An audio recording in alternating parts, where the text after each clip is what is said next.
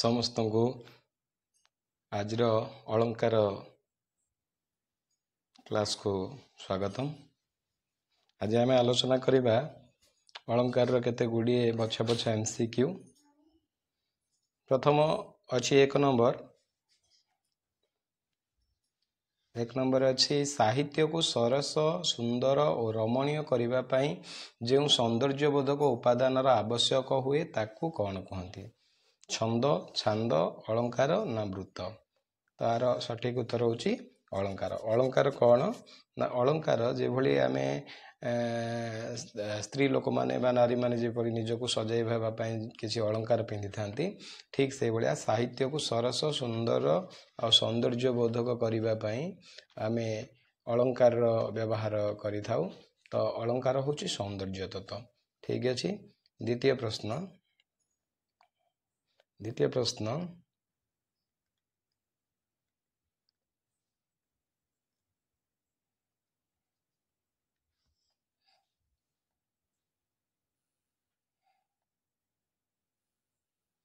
ଅଳଙ୍କାର ମୁଖ୍ୟତଃ କେତେ ପ୍ରକାର? ଅଳଙ୍କାର ମୁଖ୍ୟତଃ କେତେ ପ୍ରକାର ଯଦି ଆସେ ତେବେ ଅଳଙ୍କାର ହେଉଛି ମୁଖ୍ୟତଃ ଦୁଇ ପ୍ରକାର। ଗୋଟେ ହେଲା ଶବ୍ଦ ଅଳଙ୍କାର ଆଉ ଗୋଟେ ହେଲା ଅର୍ଥ ଅଳଙ୍କାର। ଶବ୍ଦ ଅଳଙ୍କାର ଆଉ ଅର୍ଥ ଅଳଙ୍କାର। ଠିକ୍ ଅଛି। ତ ଅଳଙ୍କାର ହେଉଛି ଦୁଇ ପ୍ରକାର। ଓକେ, ନେକ୍ସଟ କ୍ୱେଶ୍ଚିନ୍କୁ ଯିବା ଆମେ। 3 ନମ୍ବର କ୍ୱେଶ୍ଚିନ୍। 3 ନମ୍ବର କ୍ୱେଶ୍ଚିନ୍ ହେଉଛି ଯାହାଦ୍ୱାରା ଶବ୍ଦ ସରସ ସୁନ୍ଦର ଆଉ ରମଣୀୟ ହୋଇଥାଏ ବା ଶ୍ରୁତି ମଧୁର ହୋଇଥାଏ ତାକୁ ଆମେ କ'ଣ କହିବୁ? ତ ଆମେ ଜାଣିଛନ୍ତି ତ ଶବ୍ଦ ଦ୍ୱାରା ଶବ୍ଦକୁ ସୁନ୍ଦର ଏବଂ ଶ୍ରୁତି ମଧୁର ସରସ କରିବା ପାଇଁ ଯେଉଁ ଅଳଙ୍କାର ବ୍ୟବହୃତ ହୁଏ ତାକୁ ଆମେ କହିବା ଶବ୍ଦାଳଙ୍କାର। ଠିକ୍ ଅଛି। ବର୍ତ୍ତମାନ ଆମେ 4 ନମ୍ବରକୁ ଯିବା ଯେ କେଉଁ ଅଳଙ୍କାରରେ ପଦ ମଧ୍ୟରେ ଏକ ବା ଏକାଧିକ ବ୍ୟଞ୍ଜନ ବର୍ଣ୍ଣର ବାରମ୍ବାର ଆବୃତ୍ତି ହୁଏ? ଆମେ ଜାଣିଛନ୍ତି ଯଦି ବ୍ୟଞ୍ଜନ ବର୍ଣ୍ଣର ବାରମ୍ବାର ବ୍ୟବହାର ହେଉଛି ଗୋଟେ ପଦ ଭିତରେ ତ ତାକୁ ଆମେ କହିବା ଅନୁପ୍ରାସ ଅଳଙ୍କାର। କ'ଣ କହିବା ଆମେ? ଅନୁପ୍ରାସ ଅଳଙ୍କାର। ଠିକ୍ ଅଛି। ସଠିକ ଉତ୍ତର ହେଉଛି ଘ ଅନୁପ୍ରାସ ଅଳଙ୍କାର। ଠିକ୍ ଅଛି।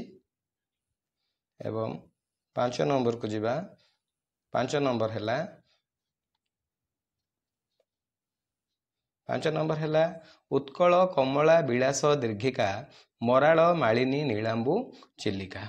ଉତ୍କଳ କମଳା ବିଳାସ ଦୀର୍ଘିକା ମରାଳ ମାଳିନୀ ନୀଳାମ୍ବୁ ଚିଲିକା। ତ ଏଇଟା ଖଣ୍ଡକାବ୍ୟ ଚିଲିକାରୁ ଆନିତ କବିବର ରାଧାନାଥ ରାୟଙ୍କର। ତ ଏଇଠି କ'ଣ ହେଇଛି? ଏକ ବା ଏକାଧିକ ବ୍ୟଞ୍ଜନ ବର୍ଣ୍ଣର ବାରମ୍ବାର ଉଚ୍ଚାରଣ ହେଇଛି। କ'ଣ ନା କ ଳ ଆଉ ମ। କ ଳ ମ।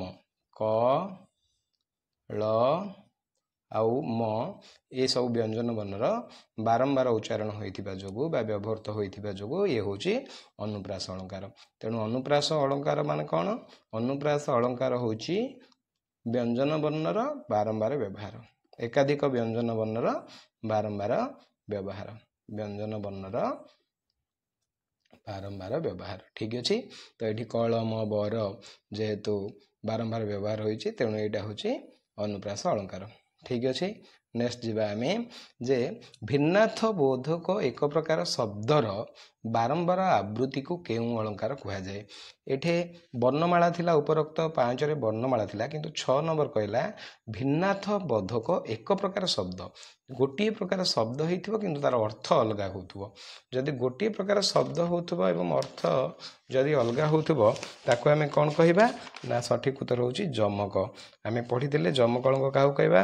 ଭିନ୍ନାର୍ଥ ବୋଧକ ଏକ ପ୍ରକାର ଶବ୍ଦର ବାରମ୍ବାର ଆବୃତ୍ତି। ଯେମିତି ଆମର ଆସିଥିଲା ଦେଖରେ ନଳିନୀ ନଳିନୀ ନଳିନୀରେ ପୂରିତ ଭ୍ରମନ୍ତି ଭ୍ରମରେ ଭ୍ରମରେ ଭ୍ରମରେ ଶୋଭିତ। ପୁଣି ଆଉ ଗୋଟେ ଆସିଥିଲା ବରଜି ବରସେ ଦେଇ ମାନସ ବରଜି ବରସେ ଅମେଧ୍ୟ ଗ୍ରାସ। ଏବଂ ଅନ୍ୟଟି ଅହିମକର ତାପନାଶେ ଶୋଭାସାରସ ଚକ୍ରେ ଅହିମକର ତାପନାଶେ ଶୋଭାସାରସ ଚାକ୍ରେ। ତ ଏଇଠି ଆମେ ଦେଖୁଛନ୍ତି ଯେ ଗୋଟିଏ ଶବ୍ଦ ବାରମ୍ବାର ଉଚ୍ଚାରିତ ହେଉଛି କିନ୍ତୁ ତାର ଅର୍ଥ ଭିନ୍ନ ରହୁଛି। ତ ଗୋଟିଏ ଭିନ୍ନାର୍ଥ ବୋଧକ ଏକ ପ୍ରକାର ଶବ୍ଦର ବାରମ୍ବାର ଆବୃତ୍ତି, ଅର୍ଥାତ ଶବ୍ଦ ଗୋଟିଏ ହେଇଥିବ ଅର୍ଥ କିନ୍ତୁ ଅଲଗା ହେଇଥିବ। ତ ତାକୁ ଆମେ କହିବା ଯମକ ଅଳଙ୍କାର।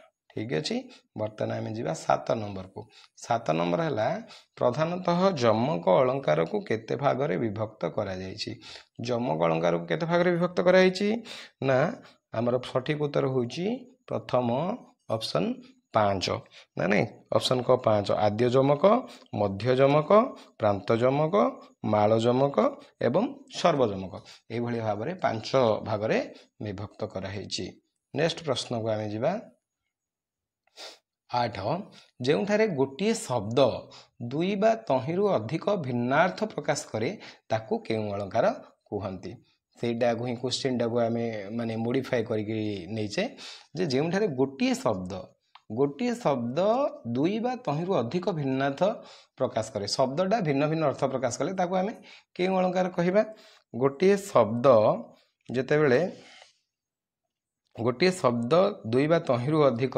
ତ ଏଇଟା ହେଉଛି ଶ୍ଲେଷ अलंकार ना नहीं गोटे शब्द गोटे हो किंतु अर्थ भिन्न भिन्न हो अर्थ जदि भिन्न भिन्न है ताको आमे कहबा श्लेष अलंकार ठीक अच्छे जमी आमर गोटे श्लेष अलंकार उदाहरण थिला बाबू नाकसिरी दान योग्य जोशा को बेहर कानन कर आलिंगन को वैदेहिश विलास कवि सम्राट उपेन्द्र भंजकर लेखा जो भिन्न भिन्न अर्थ प्रकाश करिछि आमे आलोचना करथिले तो एटा श्लेष अलंकार ठीक अच्छे नेक्स्ट पार्ट को जीवा जेउ शब्द एकाधिक अर्थ प्रकाश करे ताको कौन कहती एटे जेउ शब्द एकाधिक अर्थ प्रकाश करे जेउ शब्द एकाधिक अर्थ प्रकाश करे ताको आमे श्लिष्ट पद कहू एटा क्लिष्ट हो जाइछि ये हबो श्लिष्ट पद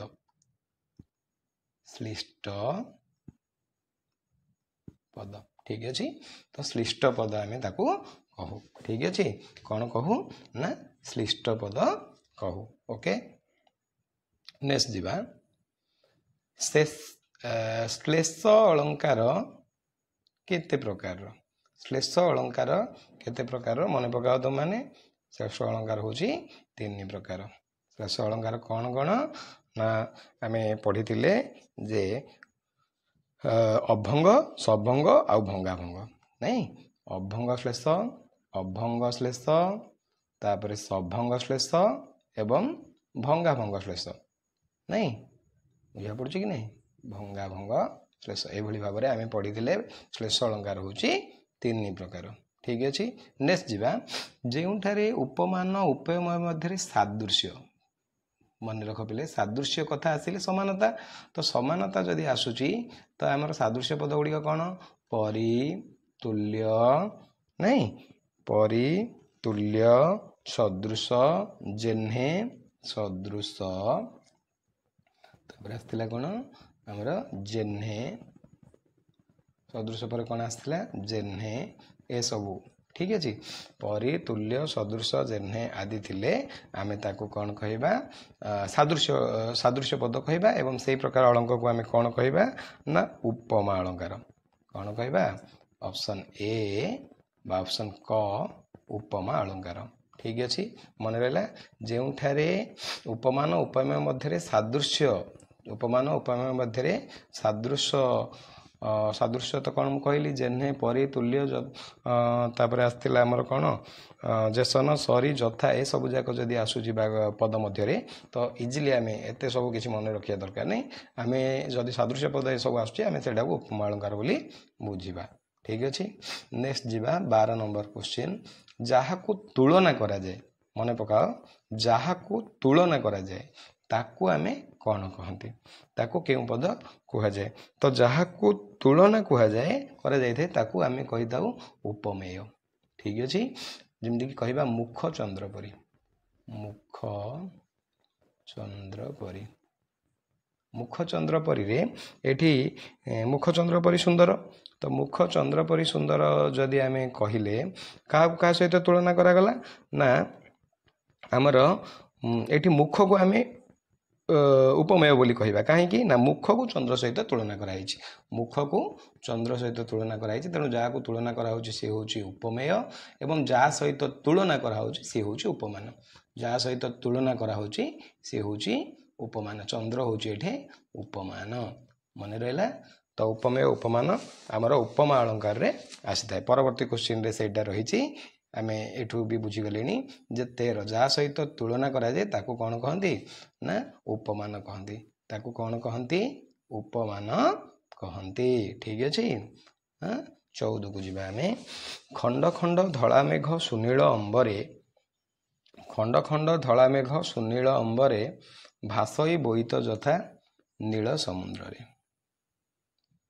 14 नंबर लक्ष्य कर खंड खंड धला मेघ सुनील अंबरे भासई बोईत जथा आसिले पिले आमे या पूर्व पढ़ी जे जथा जदि आसुची जथा एक कई प्रकार पद जथा होची की प्रकार पद जथा होची सादृश्य पद एठी आसिला जथा पॉइंट टू बी नोटेड जथा आसिला तेणुक आम एत सब किसी न देखिकी आम एटा उपमा अलंकार बोली चिन्हट करवा ठीक अच्छे। तापर आसिला नेक्स्ट से जिनस आसिला जे परी जेन्हे जथा प्रभृति क्यों शब्द को कौन कह जाए आम उपमावाचक शब्द बोली कहवा कौन कहवा उपमावाचक शब्द बोली कहवा ऑप्शन ए उपमावाचक शब्द ठीक अच्छे उपमावाचक शब्द बोली आम कहवा। नेक्स्ट आम जीवा परवर्ती प्रश्न आसिला जे प्रकृत वस्तुर तर्कणा बा संभावना हेले केउ अलंकार हुए प्रकृत वस्तुर संभावना बा तर्कणा हेले आम प्रथम पढ़ी जे प्रकृत वस्तुरे बा उपमेय रे अप्रकृत वस्तु बा उपमान सहित संभावना तर्कणा हेले ताको आम कहि थाउ उत्प्रेक्षा अलंकार कौन कहि थाउ उत्प्रेक्षा अलंकार जेभली उपमार उपमावाचक शब्द गुड़ाक थिला परी तुल्य सादृश्य जथा ठीक से भलिया 17 नंबर प्रश्न आस कि सिन्ना सत्य अबा किबा एगुड़ आम कहवा उत्प्रेक्षावाचक शब्द कौन कहवा उत्प्रेक्षावाचक शब्द एवं सिंपली जदि कि सिन्ना सत्य यही शब्द गुड़िक जदि कौन सी पदरे आसे तेबे आम सहजरे ताकू जानिबा उत्प्रेक्षा अलंकार कौन बुझा उत्प्रेक्षा अलंकार ठीक अच्छे।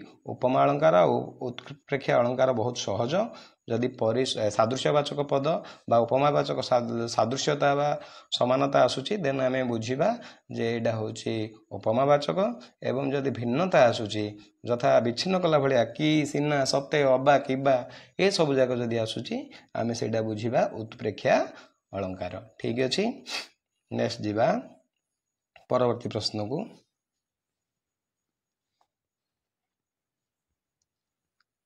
18 नंबर केउ अलंकार रे उपमेय उपमानर तर्कणा बा संभावना करा जाय थाए से जिनस आमे ताकू टिके मॉडिफिकेशन करि पचारला सेडा मध्ये आसीबो उत्प्रेक्षा ऑलरेडी मु पूर्व प्रश्न रे कहि सारिची जे उपमान उपमेय सहित उपमानर तर्कणा बा संभावनाटा अधिक थाए उत्प्रेक्षा रे ठीक अछि।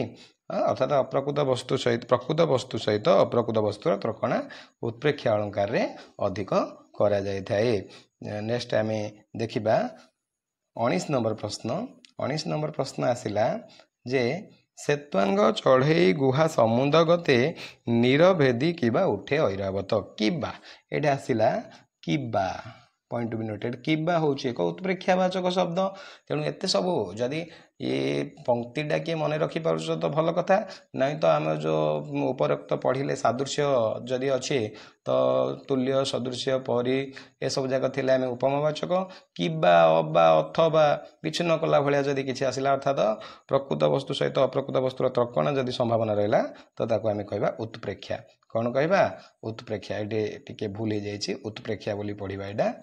नेक्स्ट जीवा आम 20 नंबर प्रश्न को 20 नंबर प्रश्न होची उपमान उपमेय रे अभेद परिकल्पित हेले केउ अलंकार हुए एटा हला अभेद भिन्नता ठीक अच्छे सेटा थिला तर्कणा करिबा पई एटा अभेद पार्थक्यटा बुझ अभेद ये अभेद अर्थात भिन्नता तेणु उपमान उपमेय रे भिन्नता परिकल्पित हेले केउ अलंकार हुए एटा को आम कहबा रूपक केउ प्रकार अलंकार रूपक बोली आम कहबा अर्थात केउ अलंकार रे उपमेय उपमान रे आरोप करा जाए एटा मध्ये हमर आसीबो रूपक उपमा अलंकार रे उपमान उपमेय मध्ये सादृश्य वर्णना करा जाउथबा बेले रूपक अलंकार रे कोन तार एटा अभेद जस्ट सेटा ही क्वेश्चन टाक मोडिफिकेशन करी अभेद।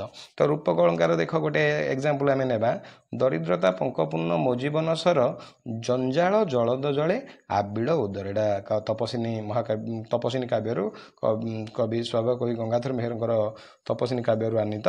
तो ये कौन हो दरिद्रतार पंकर आरोपण करा जायछि एवं जीवन और जंजाल यथाक्रमे सर जलद जल आरोप करा जायछि। तेणु यही क्षेत्र में आम ताकू कहबा रूपक अलंकार। नेक्स्ट जीवा आम 23 कलुष पंके मुहि केड़े मलिन कलुष पंके मुहि केड़े मलिन केमंते सरी हेबी तोर कह नलिन। एटा मध्य आमर रूपक अलंकार आसी आम पद्म कविता नवम श्रेणी पद्म कवितार आम पढ़ी एटा भक्त कवि मधुसूदन रावकर लेखा जे कलुष पंके मुहि केड़े मलिन केमंते सरी हेबी तोर नलिन। पद्म फूल को कवि ये कहते कौन कहते आम कलुष और पंक मध्य अभेदटा को कलना कर अर्थात कलुष जहाँ पंक मध्य सेया कलुष और पंक मध्य कौन सी भेद नाही। तेणु ये क्षेत्र में यह रूपक अलंकार जो अभेद परिकल्पना करा हम आमर रूपक अलंकार। ठीक अच्छे। तापरे प्रचेता प्रबाल प्रासादर रुचि नील निरु अबा फुटी बाहर एडे अब्बा आसिला। तो अब्बा अब्बा अब्बा आसिला माने ये कौन उत्प्रेक्षावाचक शब्द। ठीक अच्छे। अब्बा माने विच्छिन्न कला भाया तेणु उत्प्रेक्षावाचक शब्द। तापरे नेक्स्ट टाइम दिवा देखरे नलिनी नलिनी नलिनी रे पूरित भ्रमंती भ्रमर भ्रमर भ्रमर ए शोभित। तो गोटे युग्म शब्द ये गोटे प्रकार शब्द बारंबार भिन्न भिन्न अर्थ प्रकाश करुछि। देखरे नलिनी नलिनी नलिनी रे पूरित भ्रमंती भ्रमरे भ्रमरे भ्रमरे भ्रमरे ए भ्रमर अर्थ अलग ए भ्रमर अर्थ अलग ए भ्रमर अर्थ अलग सिंधी ए नलिनी आउ ए नलिनी अर्थ अलग रही। ठीक अच्छे। तो यही क्षेत्र में आम कौन कहबा प्रथम पदरे थिबा तीन नलिनी प्रथम नलिनी अर्थ है पद्मिनी जातीय रमणी द्वितीय नलिनी अर्थ है पुष्करिणी एवं तृतीय नलिनी अर्थ है पद्म। ठीक से भाया भ्रमरे अर्थात भ्रमर माने द्वितीयटा भ्रमर अर्थात भूल रे विभ्रांति रे भ्रांति रे तृतीय भ्रमर अर्थ है भौरी रे। तो ये भाव गोटे शब्दर भिन्न भिन्न अर्थ होता जो आपको आम जमक अलंकार बोली कहवा। तेरे धन्यवाद। यही अलंकार मोस्ट जो 25टी प्रोबाबली प्रश्न आम नहीं भितर निश्चित भाव तुम परीक्षा एक उपयोगी प्रश्न तुम पाइब। तो आपको भल प्रैक्टिस कर एवं यही अन्य विषय जानापी एवं अन्य विषय गुड़ी कवर करने चैनल टी को लाइक एंड सब्सक्राइब करो। धन्यवाद।